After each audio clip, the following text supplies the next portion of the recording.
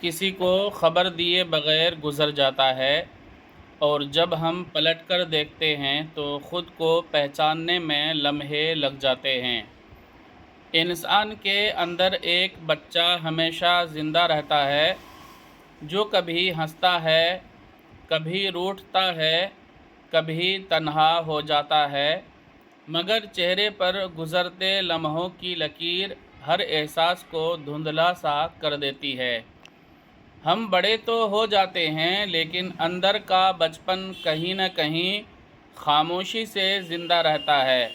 وہی بچپن جو ہر دکھ میں مسکرانے کا ہنر جانتا تھا، جو چھوٹی سی خوشی میں پوری دنیا پا لیتا تھا۔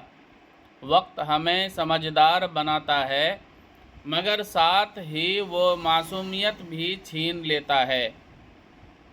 زندگی ایک ایسا سفر ہے جس میں انسان کے چہرے پر وقت کا عکس تو صاف نظر آتا ہے، مگر دل کے اندر چھپے جذبات صرف وہی جانتا ہے جو دن کے شور میں بھی رات کی خاموشی کو سنتا ہے۔